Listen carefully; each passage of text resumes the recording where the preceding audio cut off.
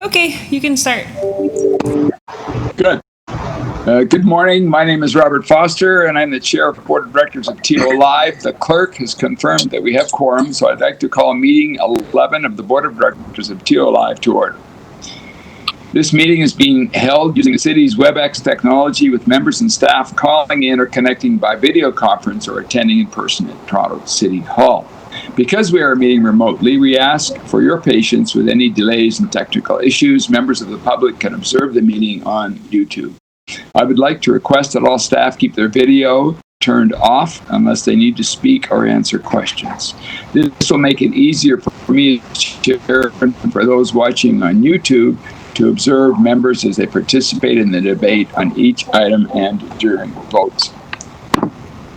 I also ask that all members and staff keep their microphones on mute unless you need to answer a question or speak. If any members, I ask that you wait until staff has their hands being delivered. And where was I? Oh, yeah. I will ask that if any members wish to ask questions or speak, questions of staff or to speak. If you do, please make sure your video is on and raise your hand, or unmute your mic and indicate your intention to speak. And I will create a speakers list. When voting on an item or motion, I ask that members make sure that your video is turned on. I'm just interrupting you here to let you know that you're not coming across very clear. Oh, no, you can't. Although we are in different locations and meeting remotely today, the board would like to acknowledge that the land on which we gather today is the unceded traditional territory of the Anishinaabe, the Haudenosaunee, the Wendat, Robert. Mississauga. So with credit, we acknowledge these nations and all other indigenous nations, including the Métis, who have called the land and which Toronto is built.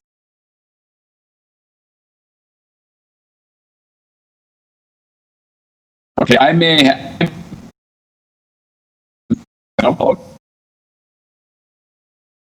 Mr. Chair, I'm not sure if you can hear me, but your audio is breaking up a bit. We don't know if you have another connection option. It might help to turn your video off. I do. If you have another option for Wi-Fi, that might work a little bit better.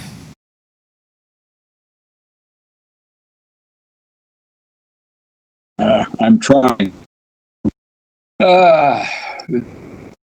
Julie, can I suggest in the interim that maybe you provide me as the vice chair the information or the prompts to, if Robert can't do this, I don't mind continuing with the meeting. If he can't, we can't get him.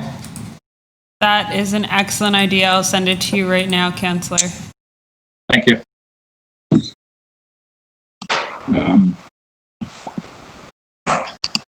Try.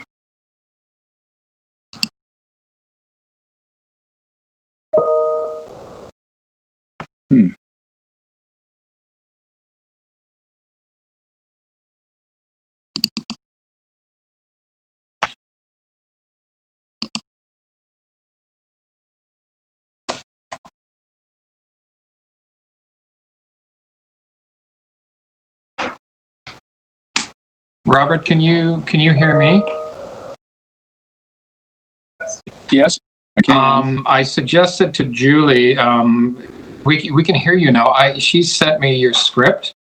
Oh. Okay. If that would help. Can you hear me okay now? Now we can hear you, yes. Oh, all right. Well, let me go back then. Now I need to So I was trying to put it on my, all right. Although we are, so I didn't quite finish that. We acknowledge these nations and all other Indigenous nations, including the Métis, who called the land on which Toronto was built home. We are grateful to have the opportunity to live, learn, and create on this land together. Are there any declarations of interest under the Municipal Conflict of Interest Act? If you do have an interest, please raise your hand or unmute your mic. May I have a motion to confirm the minutes of the TO Live board meeting on Jan 24, 2020, and the special meetings on March 13, 2020, and May 22, 2020? Someone please so indicate. Thank you, Jillian. Thank you, Kathleen. All those in favor, contrary-minded, approved. We have 15 items on the agenda. We will consider the items that do not require closed session consideration first. Paul Bernards, Chair of the Audit Committee, will also discuss a public presentation given at the committee this morning from auditors at PricewaterhouseCoopers LLP on item CT 11.7, 2019 audited financial results. Then I will move a motion to consider item CT 11.7 and the remaining items in closed session, at which point the YouTube video feed will be turned off, and any staff not required for the session will be temporarily removed for the call using the WebEx lobby feature. After the closed session is completed, we will resume in public session to consider these items publicly and finish the agenda. Our first item is CT 11.1, President and Chief Executive Officer General Status Update COVID-19. I will ask the President and CEO and other TO Live senior staff to give updates on this item. I will once again remind staff to only turn on their camera and unmute their microphones while speaking. Board members, please wait until after all staff have presented, and then you will have the opportunity to ask questions of staff or speak. May I please turn the meeting over to our CEO? Thank you, Robert. Thank you for the introduction. My name is Clyde Wagner. I'm the President and CEO of TO Live. It's my pleasure to give you an update today on where we are from our last board meeting, which was just about a month ago. At the last board meeting, the board will be aware that we passed an emergency plan, which we have subsequently implemented in the interim. That plan looked at our base revenues that we would be able to receive in the event that we are not in regular operations. We then matched our expenses to those revenues, and that constituted a significant layoff of staff, which happened just over a week ago. That layoff did also garner some media attention, which I would draw to the board's attention, and we will send out a list of media attention that did occur to the board after the board meeting. But just a quick summary of that, there was articles in most of major media, the Toronto Star. There was an interview on CBC Radio, Here and Now, the Now magazine, Breakfast Television, 680 News, CP24, and the list is very long, so we'll send it to you later. At this time, the staff in the interim, after the changes that we made after a week, is really focused on several things. The buildings uptown, the Meridian Arts Center, and the St. Lawrence Center, just so that the board is aware, are for all intents and purposes at this time closed. The only building that is going to remain in even any kind of operation is Meridian Hall, and Meridian Hall will be operating only in the need and when we may have some return to the offices. We will set up a temporary offices for any staff when it's safe to do so at Meridian Hall. We're now focused on our program for recovery, and that program for recovery will stretch, we think, for the next 6 months, which is the plan that we put before you at the last board meeting. That will take us to January 2021. But in answer to Councillor's question, which was a very good question, thank you, Councillor Fillion, if needed, the base budget that we have set under the emergency plan can take us longer than January. We also are looking at this period as a moment for renewal. And the staff, the entire staff, is looking both at internal processes and our external opportunities for that renewal. With the events of the last month, particularly the Black Lives Matter movement and the tragic death of George Floyd, we have had the opportunity to look at the systems inside, what we've done in the past, and what we need to do for the future. And with the help of two very brave staff members who came forward and shine a light on those things that we did wrong over the past several years, and the help of our board member, Charles Smith, we are beginning the journey to ask ourselves what we can do to do better. There are several items that we, as a staff, are proposing and want to implement. They are action items, and they are things that we want to say publicly that the company will do. The first of which is there are several, before we closed, there were several open positions, 8 to 10, in fact, which we believe will still be open when we reopen the company. We want to dedicate ourselves to fill these positions with people of color to make sure that our community, internal community, can change, culturally, meaningfully change, so that people can see themselves better represented in the diversity of the organization itself. The second of which is the creation of an Equity, Diversity, and Inclusion Committee. That committee has already begun. We have had a volunteer, one of our directors, Priya Malik, who has joined us last year, who is our Director of Capital Projects, has offered to chair that committee, and we are very happy to welcome her to be the chair of that. She will sit with Christine Kelsey, our Director of Human Resources, and they will begin to constitute that committee and interview other candidates to sit on it. Already that committee is going to be tasked with 3 items, although their first item agenda is to set their own agenda and their own goals for the organization and for the committee, and also to lay out their timeline for success. This committee, I should say, will report directly to the HR committee of the board and will be a regular reporting item for that committee as it goes forward. Thank you to Kevin Garland, who's the chair of the HR committee, who has accepted that. The items that we've tasked to the new Committee for Equity, Diversity, and Inclusion are items that we want looked at immediately, including the internal systems for the organization at large. The second item is the use of police, which we engage with on a regular basis through paid duty officers, and how and when we would do that or not, and alternatives to using the police. The third would be a specific internal review for the implementation of our policies and protocols and making sure that all levels of the organization are actually living the policies that we enacted before with the help of the city manager's office, and the legal department.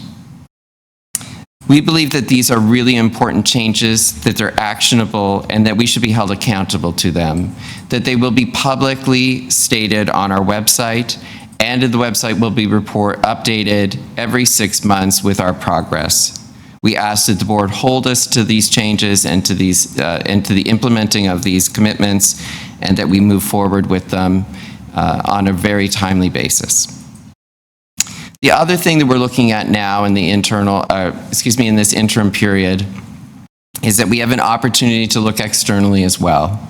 We have a project which has been before the board many times, the St. Lawrence Center Redevelopment Project, which we can physically look at our assets as a company, as a real estate management company, which is part of what we do for the creative industries, and ask ourselves through this project, how do we create something that best reflects the community and the neighborhood and best reflects the artists of the future?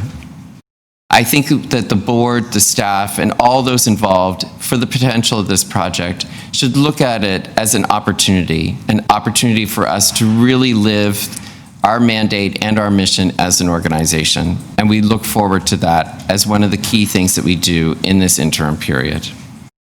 I know that we'll discuss further the program for recovery and other items, so at this time I'd like to throw it back to the chair of the board.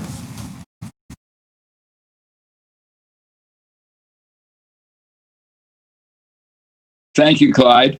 Members, do you have any questions of Clyde on this item? I have a comment. Please. I just want to say that I have brought up the equity policy at previous board meetings as it related to hiring practices at TO Live, and I felt that I was dismissed when I asked those questions. So it's great to hear that a robust strategy is now in place, but attention to the power dynamics within this board structure that prevent those with experience in these areas. I'm not a person of color, but I am a First Nations person who's been doing work in this area for 15 years. And I felt completely shut down the times that I did bring up these topics.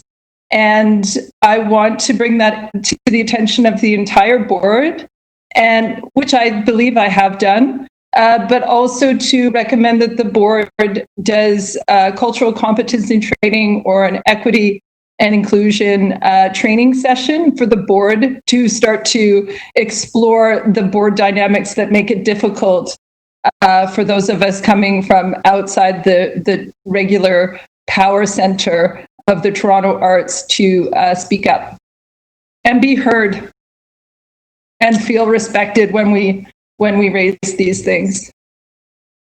Carrie, thank you for the suggestion. Perhaps you'd be kind enough to give us some guidance as to how we proceed on that. Kathleen? I just wanted to say that's, I think, a fantastic idea. I know personally, I would love that. I think I would definitely benefit from it, and really look forward to being involved in something like that. Absolutely. Thank you, Carrie. Not easy to do, and appreciate it. Hi, folks. Can you hear me, Charles? Yeah, Charles. Okay. Yeah, thanks, Carrie, for raising that, and Kathleen for support. I agree. Sorry it's taken this long. And from what I heard, because I was involved in the conversation with Clyde on Saturday night with the two staff that he mentioned, I mean, there's a lot that we need to understand. Things that I was quite surprised to hear. For example, how police were used in Sony Center or TO Live, and the impacts of that were quite disturbing. And some of the other issues that have been raised as well. You have to be honest. I mean, the staff that we met with also were concerned about our board. Because they asked very clearly, what is the racial representation on the board? And I could say, other than, that I am the only person of color on this board, and that we had an Indigenous person on this board. So that was a concern to them as well. And it's something that I think, I know Clyde did say we have an open spot, but I think it's something we have to look at. The city of Toronto is over 50% people of color, and this board is nowhere near that. Charles, thank you for your remarks. We're very aware of the open slot and that it should be properly filled with someone of color. And I've been working with the city to ensure that that happens. They have a painful process. There is another solution around it, and we're working hard on delivering on that.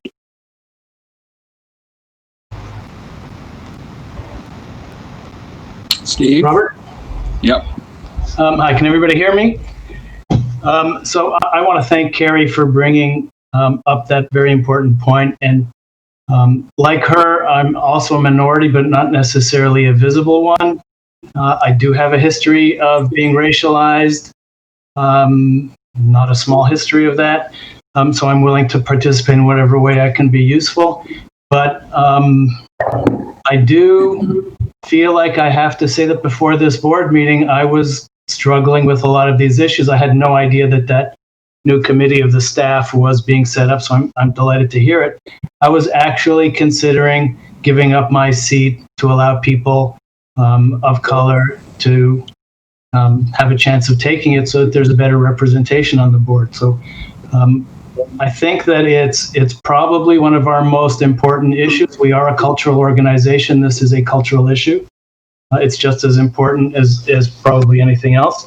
And the last thing I'd like to say in connection with that new committee that Clyde announced, which I think is terrific, I didn't hear that it also covered items like programming and the kinds of things that we present in our spaces. I think that might be something, even though it's a staff committee, not a board committee, might be something they consider looking at.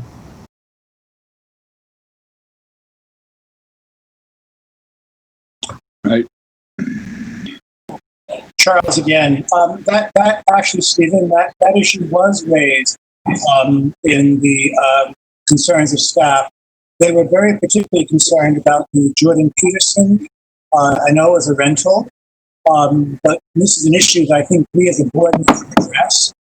Is what is the policy around rental of our facility? If the renter is bringing in someone who is openly, and we know, to be racist, homophobic, sexist, misogynist, you name it, and yet they were in our house. So that is a question that we have to grapple with, because obviously there's some economic issues there. At the same time, if we are talking about diversity as our strength, what do we do?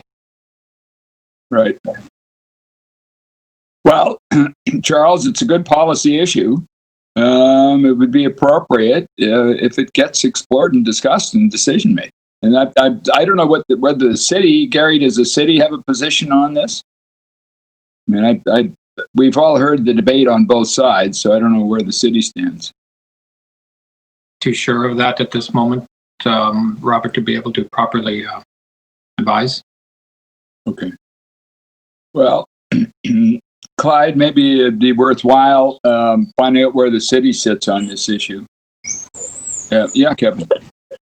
Well, just to say that I also think that it's important that we look at the programming. I was a little bit involved in some of the discussion over the weekend, and I know that the programming of Jordan Peterson, and I know it was a rental, and we just took the money and let them do their thing, and I know that Clyde doesn't agree at all with, nor do any of us, I suspect, with their position, but nonetheless, it caused great hurt. And so I think that it is a much bigger policy question that I suspect the board needs to have a session on. Is do we just open the rental to anybody? And and whether or not the city policy, I think we need a policy, because I think it speaks very much to our brand as an organization. Okay, thanks, Kevin. Kathleen? Yeah, I would completely agree that we need to have our own policy, regardless of where the city comes from. And because when rentals like that happen, staff need to be in a position where if they have to say no, they've got the proper backup and the information and the policy and so on in case there's any backlash. And we all saw what happened at the library earlier this year with their rental, and so we need to be in a solid position. I completely agree with you, Kevin. I don't think Jordan Peterson should come anywhere near our facilities, myself personally, and there would be others on that list. So I do think we need to do that, and also just to get back to what Steve said, I know we have a very rigid process around the board nomination process, where it's done within the clerk's purview and so on. And so I do think that probably creates less flexibility than we would like in this particular situation. But certainly I feel the same way Steve does, depending on where we go with that and what the committee recommends and all of that. If you need my space, take it. I mean, I'm happy to be on here, but if you need my space, take it.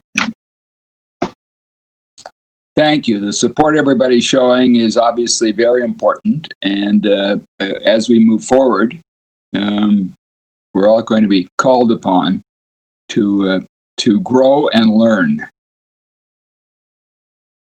I might add that Charles has graciously agreed to go on the Human Resources Committee, which I think is another step in the right direction for all of us. And thank you, Charles. There'll be a motion on that later. Okay.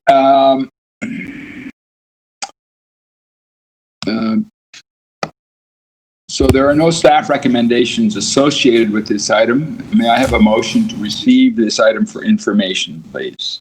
That's the CEO's report. Thank you, Kevin. Seconder, please. Thank you, Jillian. There we go.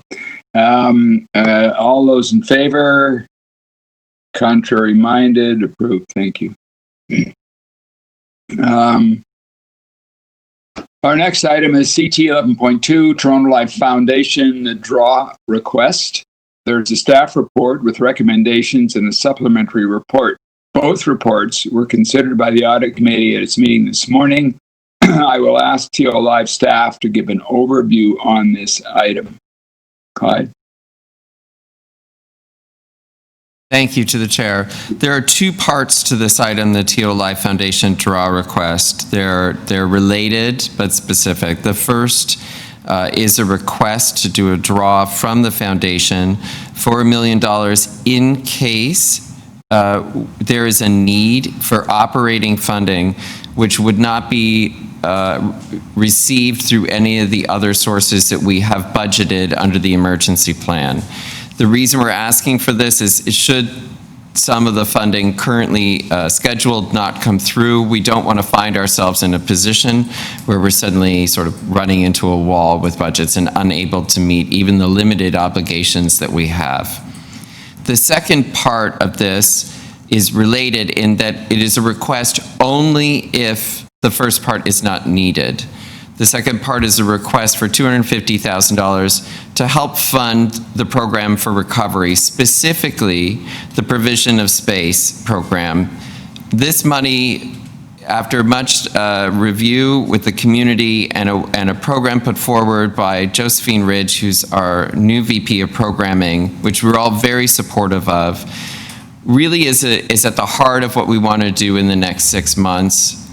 It allows artists who have been currently unable to do most of their creative work because they are at home to come into our space, and we underwrite the costs for them so that they're able to use the space for creation and development of new work so that when they can open up to audiences in the future, they're ready to be presented there. If it's okay with the board, I would like to send it over to our VP of Programming, Josephine Ridge, to give you a little bit more detail on that program.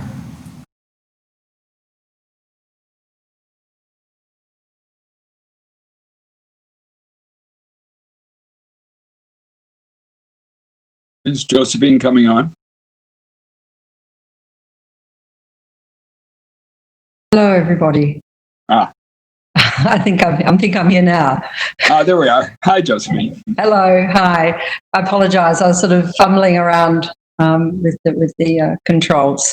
Hello, everybody. Thank you, Clyde. Thank you, Chairman. The position of TO Live across the 3 venues that we operate means that we play a really key role in the health of the arts industry in Toronto. And as everyone here is aware, it is one of the worst impacted of all industries, with a really devastating effect on so many. So we know that we also need to play a key role in the recovery of the industry that has been so badly impacted. And we have already created online programming, which has given some modest work and visibility to over 100 artists. But we know that we also have to put in place a plan for the future when live performance is once again going to be possible. And to underpin the live role that we've conceived, as Clyde's just mentioned, we have a 3-phase recovery program that's been outlined. The first phase of that recovery is focused on this idea of the provision of space.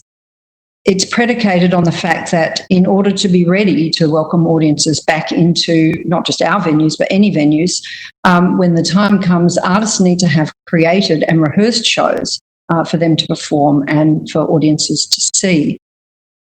Smaller companies, particularly independent artists, don't always have access to the rehearsal rooms in which they can make their work. TO Live, of course, has lots of spaces, but to open them, even for this purpose, comes with real costs. And this is the motivation behind this proposal for the board's consideration today. The funds requested would allow us to offer at least 20 companies and potentially up to 50 to access space over a 3-month period. Of course, they'd have to be working within the physical distancing and health and safety requirements that are in place at the time. TO Live has a really important leadership role to play in the recovery of Toronto, and this proposal sits at the heart of our value system as a key presenter, as a partner, and as a collaborator. It's also an incredibly efficient way of the City of Toronto helping us to fulfil that role. Thank you. Thank you. Questions of Josephine? May I say that the presentation, landscape presentation that was done is really excellent. The COVID-19 recovery plan. Very impressive. It was a very group effort and a lot of hard work by the entire TO Live team. Well, I hope you have an opportunity to share it with a broader audience than just the board, because it's so well done. Thank you. Questions of Josephine from the board? No? Okay. Okay, Robert, you have to look harder. I have a question. Oh, well, unfortunately, I've got you on my iPad, and so because I have to have all the words on my computer screen, so you only pop up once your voice is. Oh, I see. Just give me the gears. Go ahead, Steve. Hi, Paul. Did you want to go, or is it? No, you can go first. That's fine. Okay. Two comments. One question of Josephine. First of all, I want to underscore what Robert said. I think the presentation for recovery is terrific, and it was good to see it well thought out through all the stages. So good job, everybody. My first question is whether you feel that $250,000 is sufficient to do a really successful job of supporting all of these companies to encourage them to reopen. I'm worried that with all the protocols relating to social distancing, etc., costs may be hard to predict, and I don't want you to feel like you have to underestimate. I'd rather see a bit more money spent and be successful and not use it than be hamstrung by insufficient funds. So that's the first question. The second one, not really a question, but in the wording of the agenda, I just want it to be clear. I know that's the understanding, but I think it should be clear that TO Live is not really requesting a draw, which tends to be subject to interpretation, but a loan of up to $1 million from the foundation. And I'm assuming from a governance point of view, the foundation is going to have to consider the appropriateness of that as well. So, Mr. Chair, if I could jump in.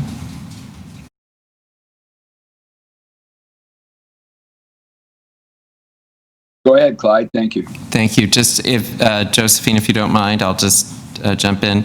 So to the chair, the board may remember at the beginning of the emergency under COVID-19 at our closure, we did attempt to take a loan from the foundation. And under the city rules, we are unable to take a loan as an agency of the City of Toronto. Because of that, this is not a loan. This is a draw from the foundation. And the $250,000 request is under the foundation guidelines, so it is actually for a program.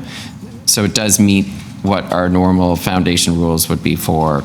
But no, I just want to be clear that neither of these parts of the request are a loan, they're a draw. The other, to answer the other question, although I'll throw it back to Josephine shortly, this 250 is part of a much larger package as outlined in the PowerPoint that we provided to you. So we're hoping to raise through various different sources the rest of that money. But Josephine, to you to comment. Can I jump in just before Josephine quickly? And Clyde, thank you for that clarification. Even though we can't say it's a loan, so I'll withdraw that suggestion. As a board, we're considering this amount to be a sum that's repayable to the foundation once we're liquid enough to be able to do so. Am I right in understanding that? So I'll just jump in here. It's Alison Fowles from legal. So the restrictions on agencies borrowing are the same, some of the same restrictions that apply to the city. So under the provincial legislation, the city has very limited ability to borrow, and it does not have ability to borrow for operating costs.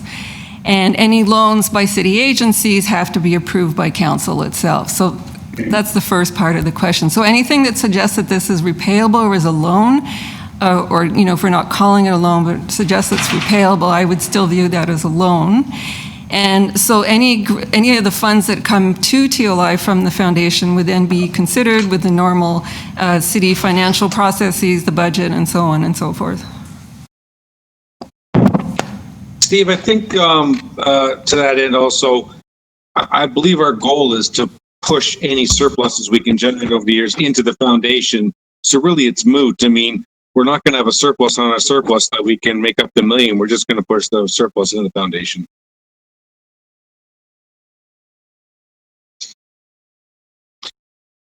Okay. I had a question on Schedule B of the of that report, the cost estimates. Yeah, there's 11 line items. The first one being the $250,000 we're discussing, and then the other ones come up to a total of almost $3 million. What is the level of interdependence between each of these line items? Are each of these unique activities? And then where do we expect to get funding for these costs? I understand some of the funding is going to come from applications for grants or requests for donations and the like, but where do we expect to raise this money to do this? Because it'd be great to be able to do it, but we have to be able to pay for it. So I'll thank you, and to the chair, if it's okay, I'll begin the answer, and then I'd like to call upon Josephine Ridge again to come in, and then also Sandra Belisario, who's our VP of Development, who can give you an update on where we're also applying for different money. The parts of the program as laid out before you are independent in that they can be achieved on their own. So for instance, we're requesting this money for $250,000 because we believe that this is the cornerstone, as we said before, of this whole entire program, that the provision of space, whether we get any other money or not, is something that is so critical to this community right now that we feel it necessary to make this request to the foundation because we feel it is that important. But we are certainly not only going to the foundation for the money. Having said that, I'll give it over to Josephine, who can give you a little more detail on the other parts of the program. Thank you. So yes, as Clyde was just saying, the provision of space can be viewed as a standalone component of that whole three-phase program. And it's really an essential part of that because, as I said, if artists can't get back into the rehearsal room, if they can't be creating and rehearsing work, then nothing else follows. So it's a very important first step. The way that the three-phase program for recovery is conceived is that we take into account the various stages that we can anticipate, and of course, you know, we can't be for sure, but that we can anticipate are going to be mirrored throughout the city and the province as not just restrictions are lifted as they're starting to as it's starting to happen, but also taking into account the fact that audiences and the general public are probably going to have some reticence about the way that they approach being in theatres again in close proximity and in large numbers. So partly the second phase, the first phase of the program is very much focused on this provision of space.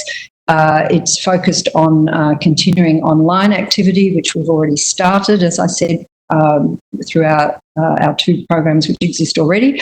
The second phase is to start to think about live performance again, but in perhaps more intimate circumstances, using our spaces, using our venues imaginatively, and reinventing, taking the opportunity actually to perhaps reinvent the way that we approach our spaces and to provide ways for artists to work and present work, but also for audiences to experience that in a safe environment.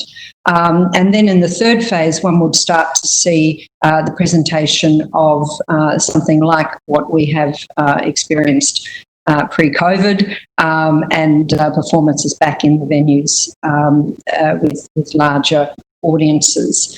And that is also the beginning, I suppose, of what we are planning for a refreshment and a reimagining of the artistic purpose of TO Live.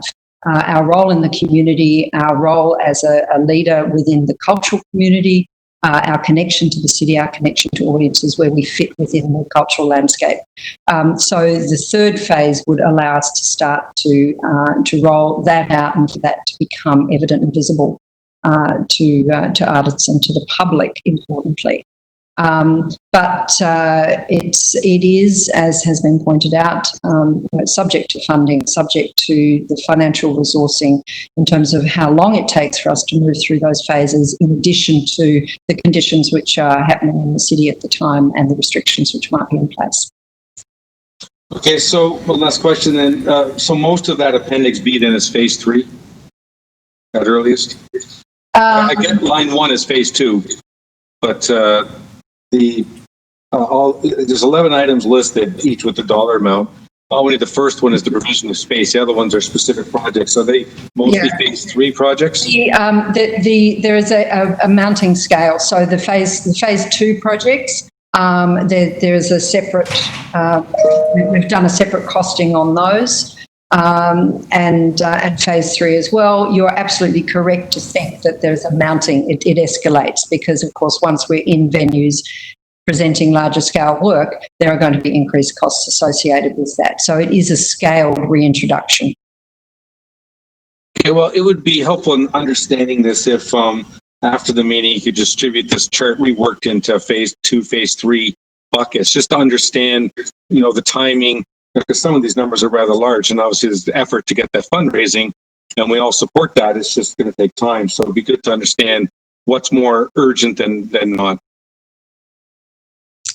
Absolutely. Okay. Thank you, Paul.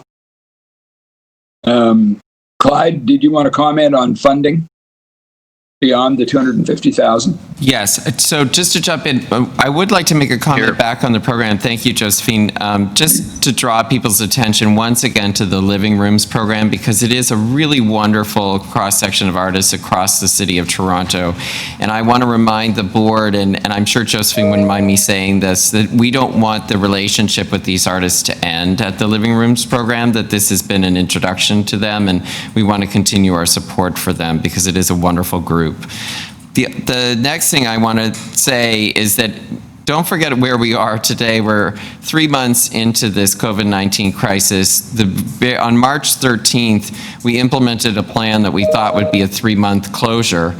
We now are very, very clear that that's not the case and that it's going to be much longer than that.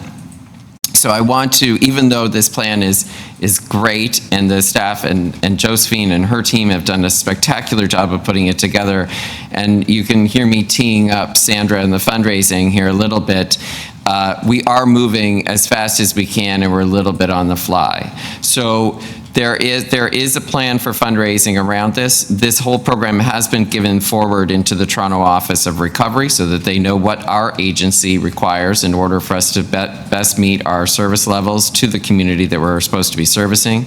But I also want to indicate that we are just beginning to get out to different levels of organizations and a plan to fulfill all of this outside of that. And with that caveat, I will throw it over to Sandra Bellisario. Sandra?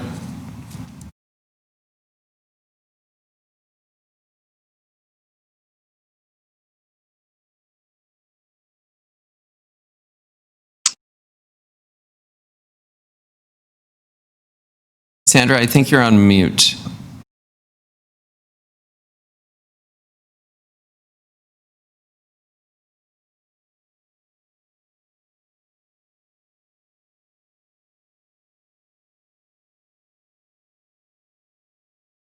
We're not getting anything, Clyde. You need a microphone.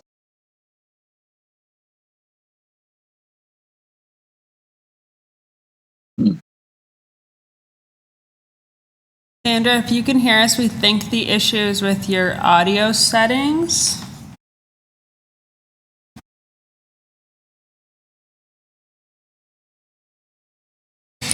There we go. In the interest of time, would it be okay for the board chair if we send out a detail of where the asks are to the board post the board meeting? Yeah. Thank you, Sandra. I know you were prepared. Okay. So if there are no more speakers on this item, I will now ask the clerk to display a motion with the recommendations from the supplementary report on this item, as well as from the audit committee, which I will read out loud as well. Julie? It's coming. 1 second, Mr. Chair. Thank you. That the Board of Directors of TO Live, 1, direct the President and Chief Executive Officer, TO Live, to request a draw of up to $1 million for operating support from the Toronto Live Foundation Board to address any 2020 operating funding shortfalls.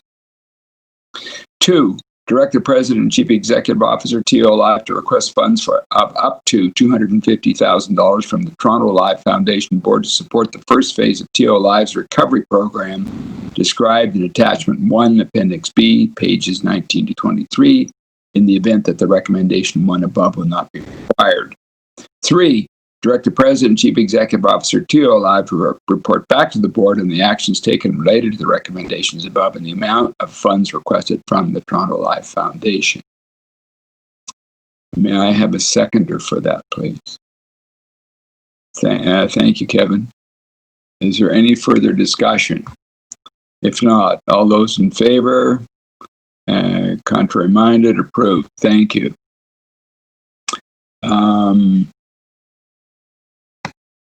Next, we move to item CT 11.3, temporary adjustments to TO Live policies. There is a staff report with a recommendation to adopt temporary adjustment to TO Live's policies. I'll ask TO Live staff to give an overview of this item. Thank you. Back to you. Thank you, Chair. And then I'll call upon Kevin Garland, the Chair of the HR Committee, just to make comment, because it does fall within the HR Committee and policy framework. This is temporary temporary policies that are required to be put into place during the time of the emergency changes. This allows us, for those employees who are still employed at the organization, to follow certain rules that are just slightly different than the normal policies that they would have had that the board passed before. So they, as you can see before you, they have a little bit to do around vacation policy, the accrual of lieu time, that kind of thing. So I want to throw it to the HR Committee Chair, Kevin Garland. Well, just to say that in this current situation, when we've had so many layoffs and people who have essentially been left without any means of earning a living at TO Live, and it's obviously been very, very tough. I think it's appropriate that we pull back on some of the benefits that those staff who are still there are able to enjoy. Most of them are working from home anyway. In fact, all of them are, I believe, almost all. So, and I'm assuming everybody's had a chance to review the material, which was sent confidentially and is now public. So if there are any questions for either Clive or me, I'd just like to move the motion. I think Robert has it in front of him.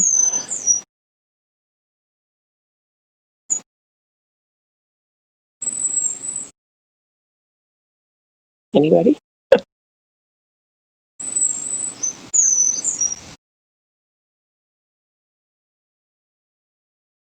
Are you posting that?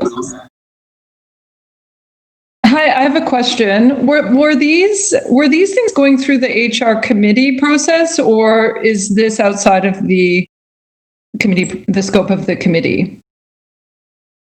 Thank you for I think it's within this. Sorry, I think it's in the scope of the committee, but the committee hasn't been able to meet. So we all saw those policies in form that they're in now at the same time, the whole board. Right.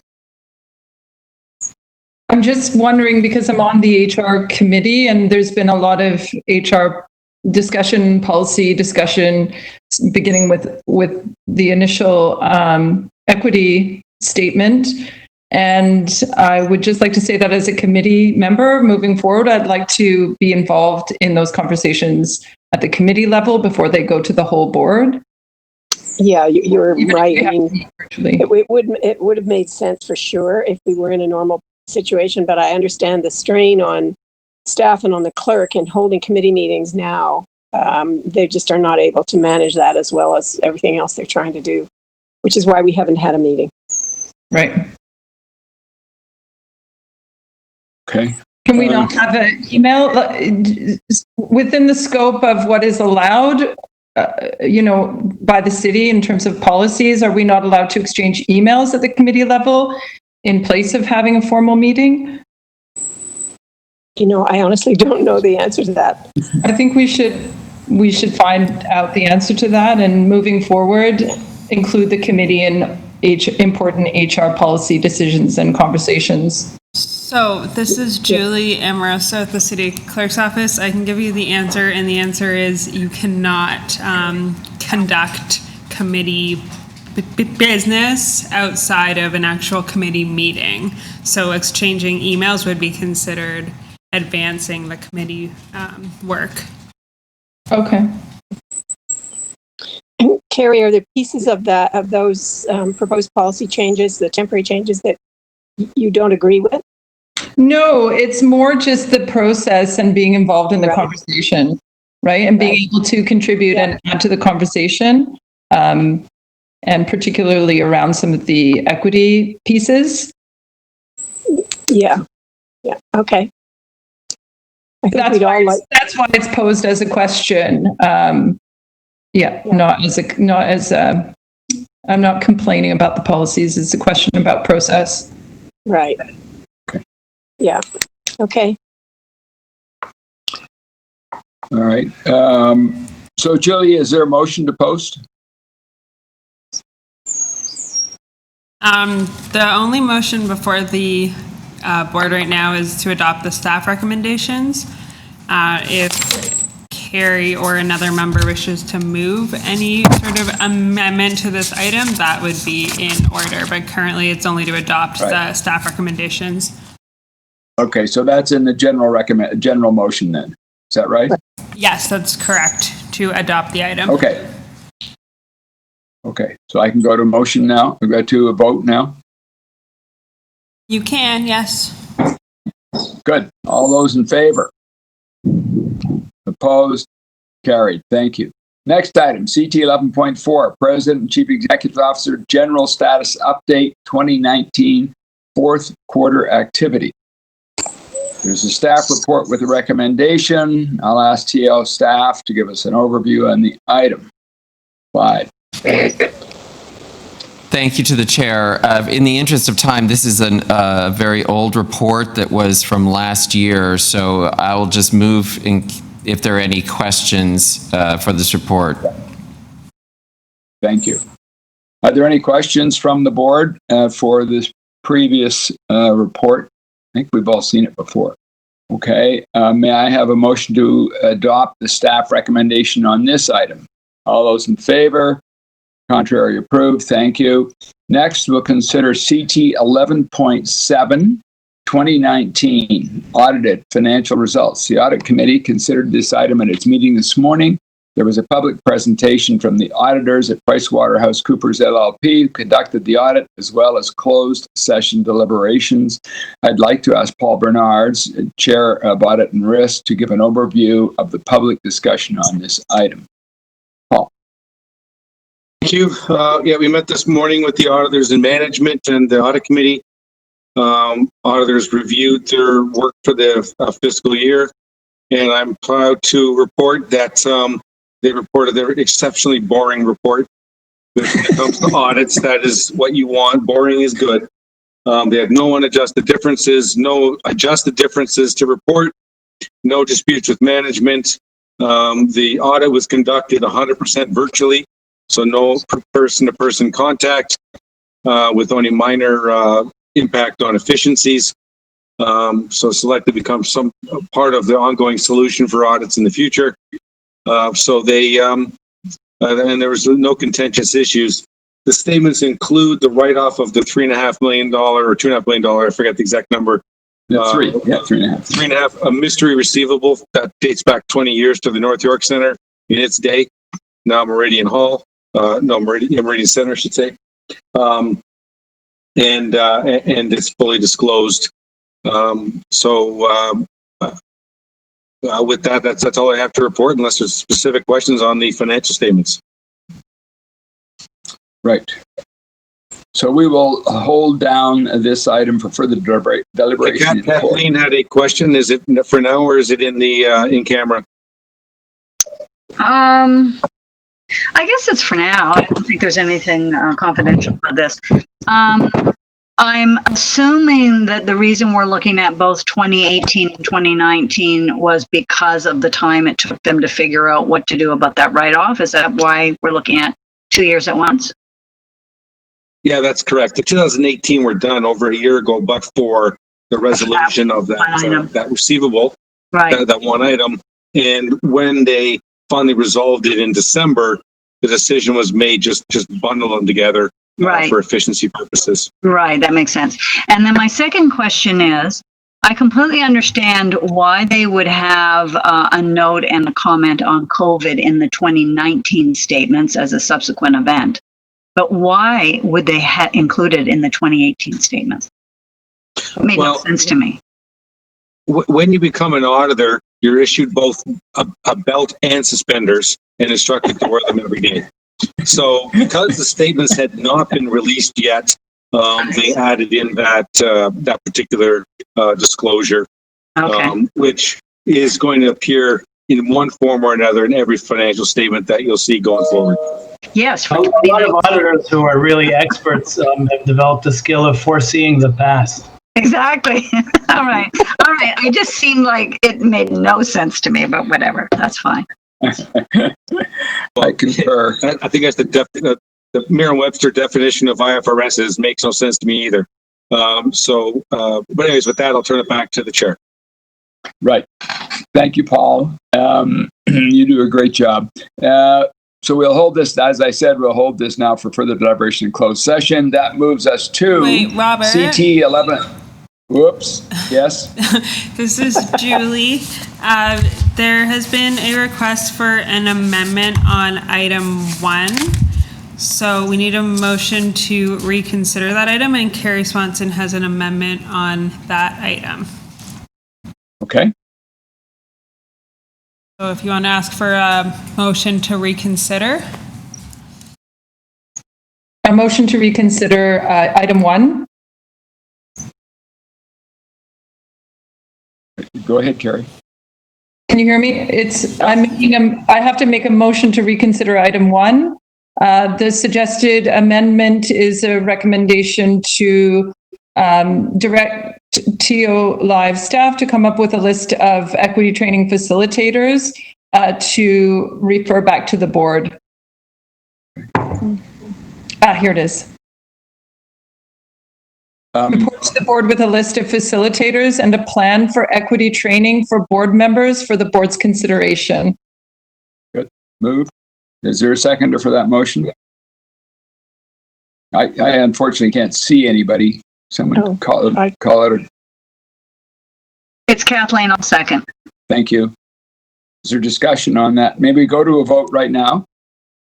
Julie? Yeah, you can. Okay. Discussion. All those in favor? Contrary? Approved. Carrie, I assume you and Charles would be available to help management with that?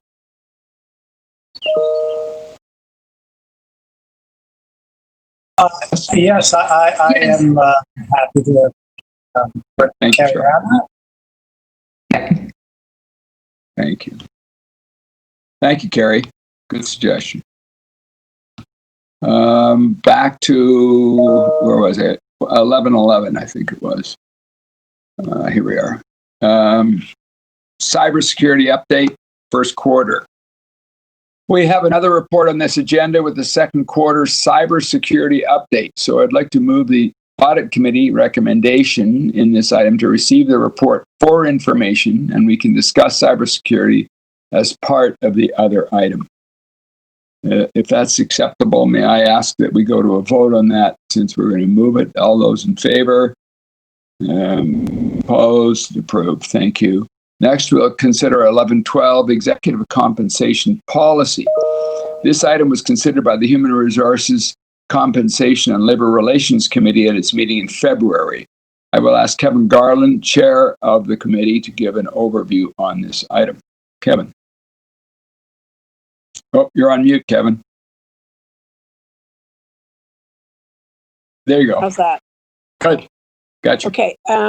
This item came to the Human Resources Committee in February, as you noted, and it's a requirement that during every term of council, any agency or board of the city has to conduct an executive compensation survey. We started that process with Mercer, and at that meeting, we considered Mercer themselves as the consultant, and then a list of the companies to be used as comparators, and their guidelines for the interview they were going to do. Of course, shortly after that, everything shut down, and I believe that process has also been put on hold until probably until 2021.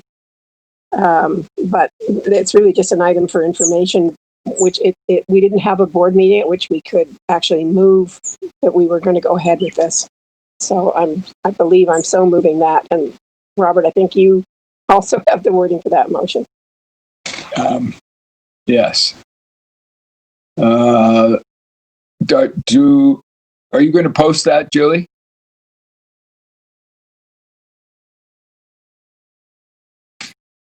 Can you repeat what you want me to post? Is there not a motion attached to this? There is a motion. Give us 1 second when we will display it. Sure. Thank you.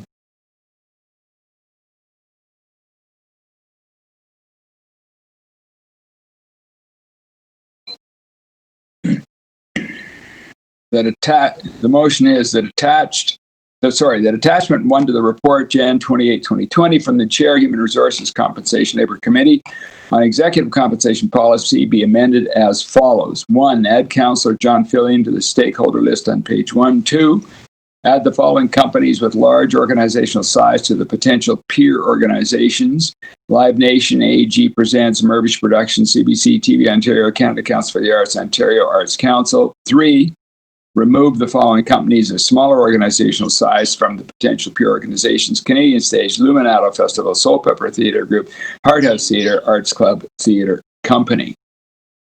So moved by Kevin. May I have a seconder, please? Thank you, Jillian. Is there discussion on this? I might just add... Quick question, Robert. Yeah. Sorry, can you guys hear me? I've been in and out a little bit with the. Sorry, I'm just curious. We're a pretty small organization. How come we're removing the kind of smaller arts players and adding some of these are giant global companies? I'm just curious what the process is behind that. But I'll make a general comment first, and then ask either Kevin or Clyde to make a comment. The peer group measurement is an extraordinarily difficult thing. I happen to sit on a couple of these committees, and you're constantly trying to match up and put yourself into the mid-range of all of those corporations. So you'll have some much bigger and some smaller.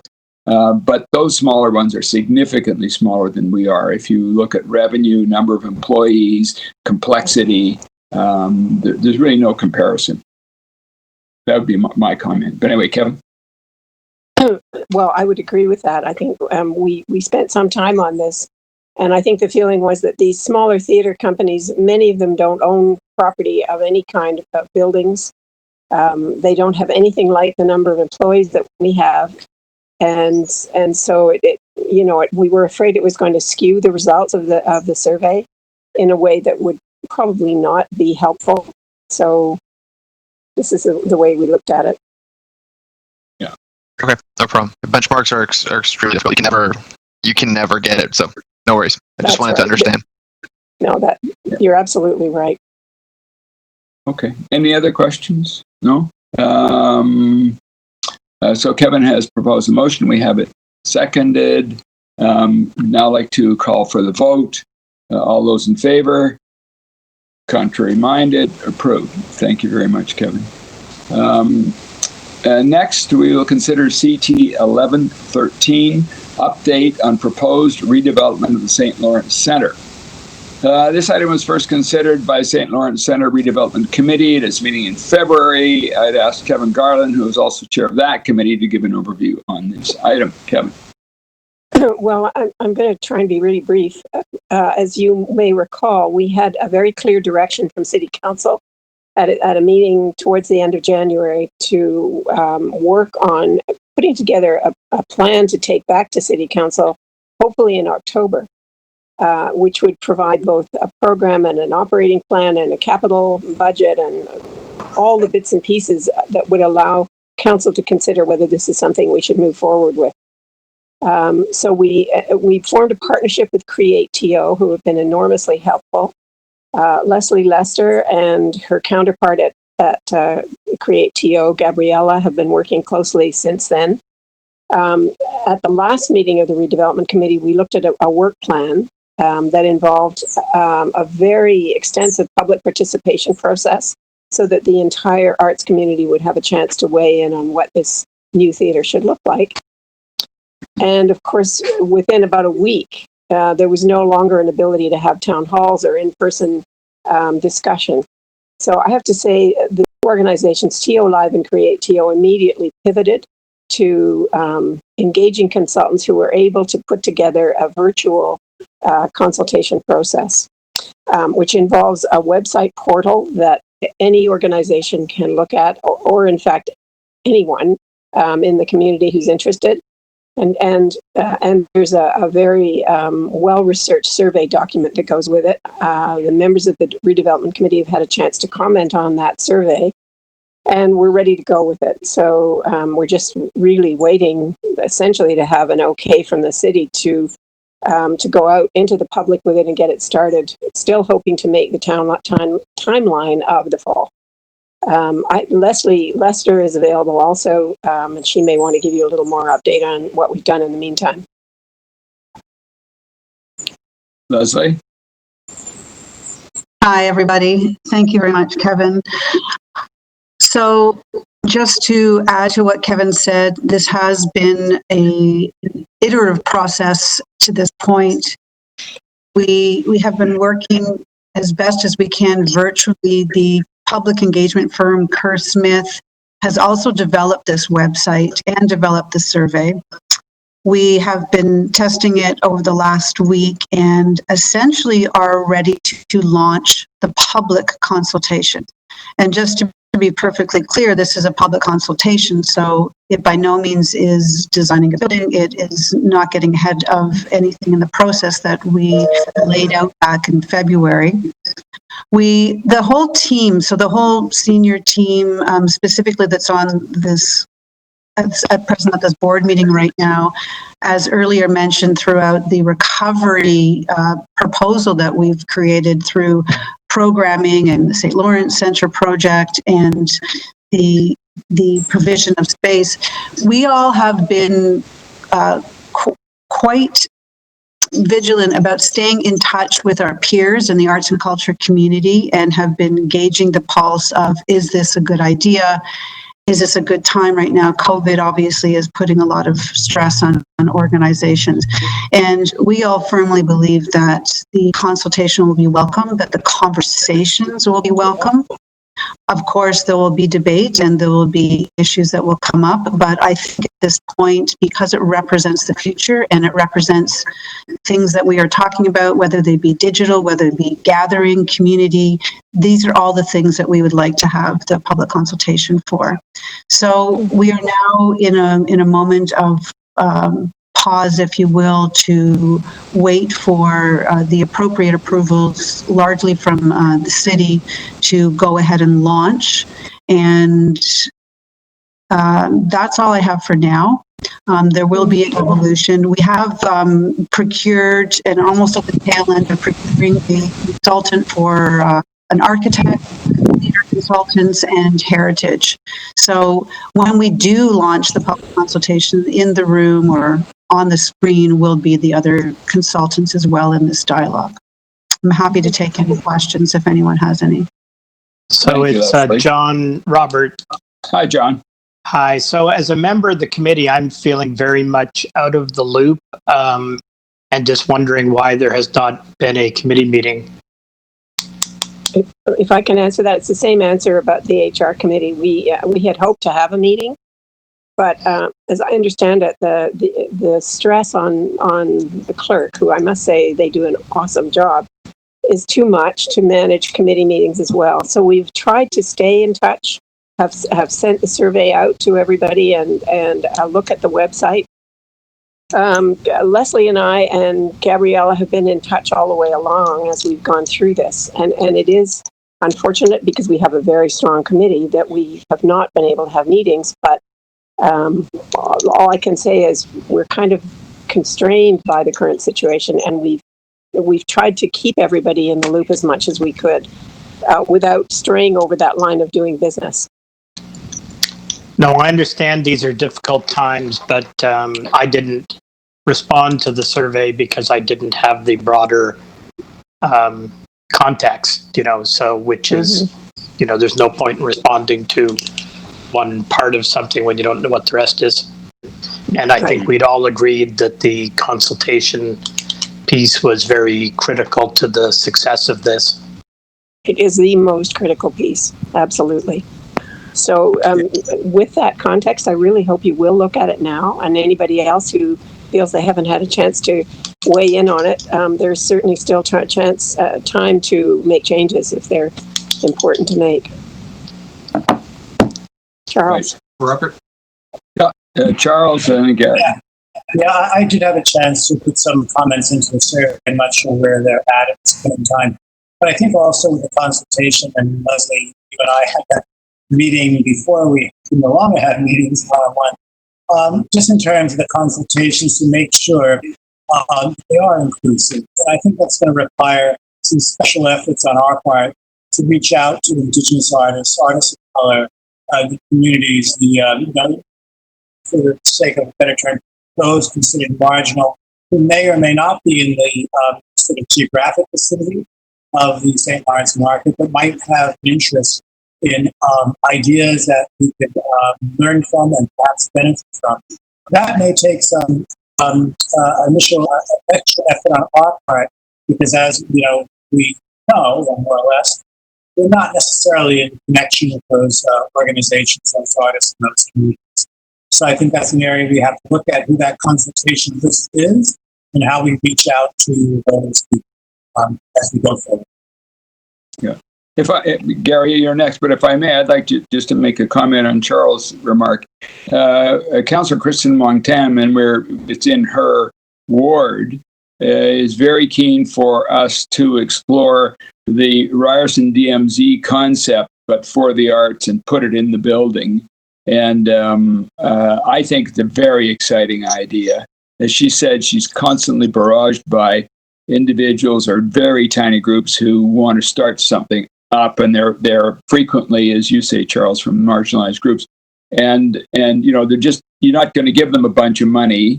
But on the other hand, if there was somewhere where there were a couple of desks and they can come in and sit down and there are general services available, I think it could be an important contribution to reaching out further. And I'm not sure when the germ of the idea was there, we even thought it through that far, but it's something I think that marries up pretty well. Gary? But no, I just wanted to give a bit of an update too on the city side, to give a bit of context for everybody on where we're at on the St. Lawrence Centre. Recognizing what happened was an incredible challenge. with COVID and all the pandemic stuff that had happened, sort of put a hold on everything as we've seen. I've been leading the mayor's task force on recovery and rebuild, focusing on the arts and culture community. So I've reached out through this committee of arts organizations, individuals all across the city over the last, easily 3 months, I think, at this point. And we did finalize a report. This report has gone up to TOR, which is the Toronto Office for Rebuild and Recovery. And they'll be reporting out August, September. Now, again, recognizing the timing aspect of this, and I think the consultation component of this is, it will happen. It's really critical on when the timing is. The fact that we've hit stage 2, I think, yesterday, or we will, I think, tomorrow, is a good indication that things are starting to get back to whatever our new normal is. And I think the conversations, and I've had a conversation with Saad Rafi and his team up at TOR, and they are looking at, as they're starting to plan out the larger recovery program, where does the St. Lawrence Centre redevelopment fit in? It sits, just to let everyone know, and I think I mentioned this last meeting, very prominently as a large infrastructure build within those recommendations. And I think the city manager and the city through Saad Rafi are well aware of this. So they'll be looking at that in context of when is the larger planning process of everything else taking place in the recovery program. So it's not, as I said, it's not a question of is this months away? It's probably weeks away, but still determining when the best opportunity is this to start up. My feeling is I'd like to get this done quicker. To get it out into it's a real good opportunity to really pull the arts community together on something very positive, a big project which will really be supportive, I think, within the city overall. So I just want to give that context of where we're at on that. And again, I'm hoping that even though it's a city, it's not a decision that would be coming to city council for a decision. I think it's really lying within TOR to figure out the best timing of moving this forward, and I'm hoping within weeks that they'll begin the consultation, if not sooner. I might add that we're fortunate to have Gary as our champion on all this. It's very important to have a champion. We've got one. All right. We will now vote on the committee's recommendation to receive the staff report. All those in favor? Contrary minded. Next item, CT 1114, appointment of a new member to the Human Resources Compensation and Labor Relations Committee. There is a letter from me as your chair to appoint a member to the Human Resources Comp and Labor Relations to fill the vacancy. I have a motion to appoint Charles Smith to this committee. Could the clerk please display this motion? Thank you. That the Board of Directors of TO Live appoints Charles Smith to the Human Resources Compensation and Labor Relations Committee. Proud to move it. Is there a seconder, please? Thank you very much. Any further discussion? All those in favor? Contrary? I say unanimously approved. Thank you. Thank you, Charles.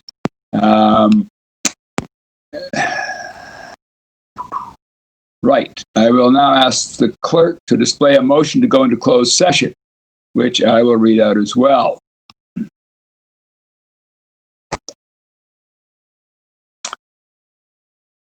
It's coming. What did I just get? Oh.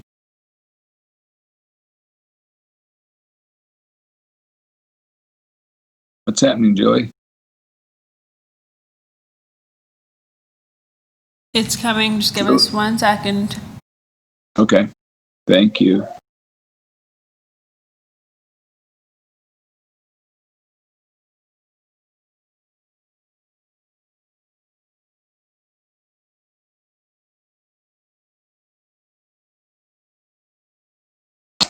That the Board of Directors of TO Live recess its public session to meet in closed session to consider the following items: CT 11.5, review of risk shows for 2020, CT 11.6, 2018 audited financial results report, CT 11.7, 2019 audited financial report results, CT 11.8, 2020 first quarter financial results and commentary, and CT 11.10, 2019 unaudited year-end forecast as they contain financial information supplied in confidence to the Board of Directors of TO Live, which, if disclosed, could reasonably be expected to prejudice significantly the competitive position or interfere significantly.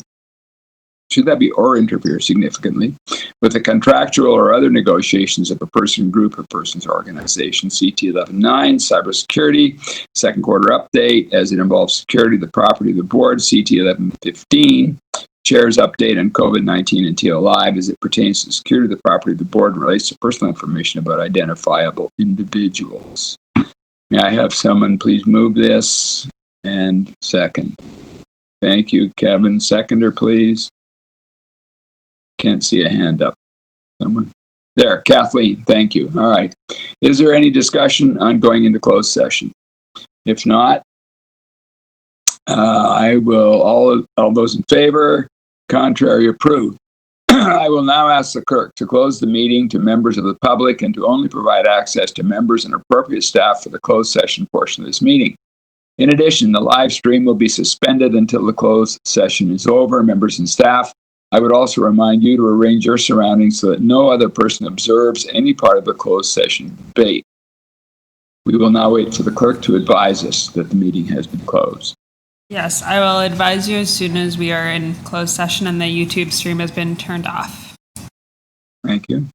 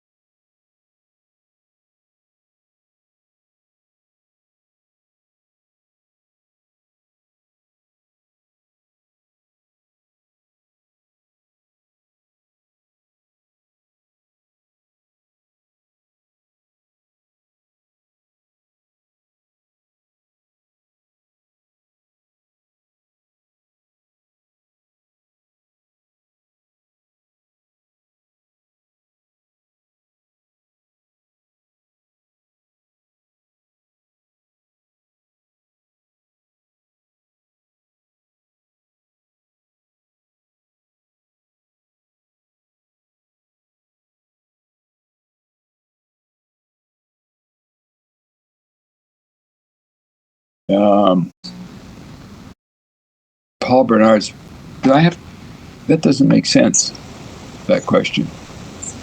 Paul Bernard's make the motion, seconded by Gary's on the audit committee. Any discussion? All those in favor? Contrary, approved. CT 11-7, 2019 audit financial, same thing. Moved by Paul, seconded by Gary. Any discussion? All in favor? Contrary, approved. 11-8, 2020 first quarter financial results, same. Paul, Gary, discussion. All in favor? Contrary, approved. Cybersecurity, second quarter. Paul, Gary, discussion. All in favor? Contrary, approved. 2019 unaudited year end. Paul, Gary, conversation, discussion. All in favor? Contrary, approved. Chair's update. I so move. All in favor? Contrary, approved. Thank you. That concludes our business for today. Thank you, everybody. Thanks. Bye. Bye. Thank you. Thank you. Take care. Bye.